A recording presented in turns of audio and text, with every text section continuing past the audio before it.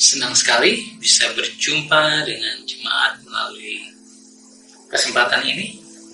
Kita akan membaca dan merenungkan kebenaran firman Tuhan. Bagian firman Tuhan saya ambil dari Yohanes 11 ayat 25 dan 26.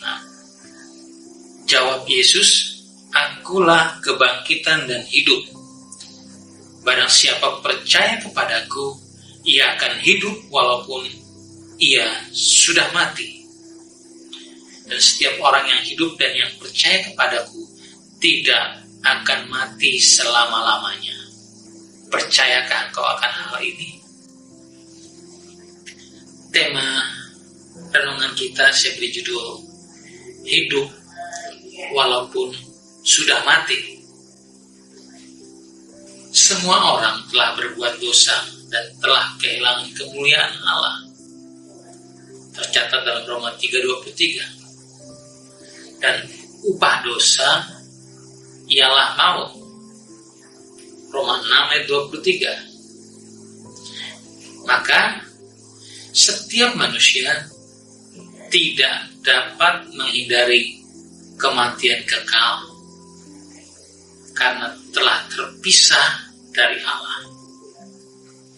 Namun dalam bacaan kita tadi dikatakan Yesus menyatakan dirinya sebagai "Akulah kebangkitan dan hidup. Barang siapa percaya kepadaku, ia akan hidup walaupun ia sudah mati." Paulus memperjelas dalam Roma 8 ayat 1 begini. "Demikianlah sekarang tidak ada penghukuman bagi mereka yang ada dalam Kristus Yesus." Ayat 2. "Roh yang memberi hidup telah memerdekakan kamu dalam Kristus." Garis bawahi, dalam Kristus. Dari hukum dosa dan hukum maut. Sebab ayat 3, sebab apa yang tidak mungkin dilakukan hukum Taurat karena tak berdaya oleh daging, telah dilakukan oleh Allah dengan jalan mengutus anaknya sendiri dalam daging, menjadi manusia maksudnya, yang serupa dengan daging yang dikuasai dosa. Karena dosa, ia telah menjatuhkan hukuman atas dosa di dalam daging. Yesus telah menjadi serupa dengan kita, walaupun tentu saja tidak seperti kita, dan sifat kedagingannya, dia tidak berasal dari Yusuf, hanya meminjam rahim Maria dan lahir menjadi manusia seutuhnya. Dalam daging itu Allah menjatuhkan hukuman dan dia mati untuk kita semua. Dalam Roma 8:33 Paulus mengatakan, "Siapakah yang akan menggugat kita sebagai orang-orang pilihan Allah? Allah akan menggugat kita?" Tentu tidak, karena kata Paulus, dialah yang telah membenarkan. Allah yang telah membenarkan kita.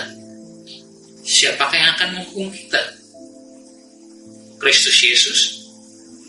Tentu tidak, karena dia justru mati bagi semua pelanggaran kita. Bahkan ia telah bangkit, duduk di sebelah kanan Allah untuk menjadi pembela kita. Ingat Roma 5 ayat 10.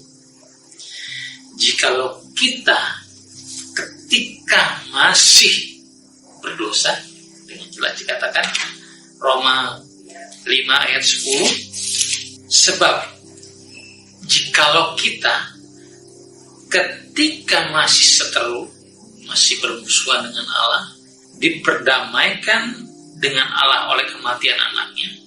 Ketika kita masih berdosa, Yesus mati untuk memperdamaikan kita. Lebih-lebih kita yang sekarang telah diperdamaikan pasti akan diselamatkan oleh hidupnya. Ketika kita masih bermusuhan dengan Allah, masih menjadi seteru Allah, Kristus mati untuk kita. Terlebih lagi sekarang kita sudah diperdamaikan, maka Kristus yang bangkit itu tentu akan menjadi pembela kita. Keselamatan kita ada di dalam darah Kristus melalui kematiannya dan melalui kebangkitannya. Melaluinya orang percaya diampuni dan diperdamaikan dengan Allah. Kita diselamatkan oleh iman dan persekutuan yang dinamis dengan Kristus yang hidup. Jemaat yang terkasih, Kristus mati agar kita hidup. Kristus bangkit agar kita tidak takut lagi pada kematian, karena Kristus adalah kebangkitan dan hidup. Dilanjutkan dalam ayat ke-35 dari Roma 8. Masih adakah sesuatu yang akan memisahkan kita dari kasih Kristus? Jika kita memahami tujuan pengorbanan Kristus di kayu salib, kita tidak akan takut pada apapun yang mencoba memisahkan kita dari kasih Kristus. Apakah itu penindasan, atau kelaparan, atau ketelanjangan, atau bahaya, atau pedang? Maut telah dikalahkan oleh Kristus Yesus. Kemenangan itu kini juga menjadi milik kita. Amin. Kita berdoa. Puji Tuhan, kami bersyukur Bapa, kami sekarang sudah dibebaskan, dimerdekakan dari hukum dosa dan hukum maut. Ketika kami percaya kepada Kristus Yesus yang sudah Kau utus untuk mengorbankan dirinya, membayar segala konsekuensi dosa yang harus kami tanggung. Dan sekarang kami hidup. Tidak ada lagi yang dapat membuat kami takut. Bahkan kematian pun tidak akan dapat memisahkan kami dari kasih Kristus. Sungguh sebuah jaminan yang luar biasa buat kami. Terima kasih Bapa. Dalam nama Yesus Kristus kami berdoa. Amin.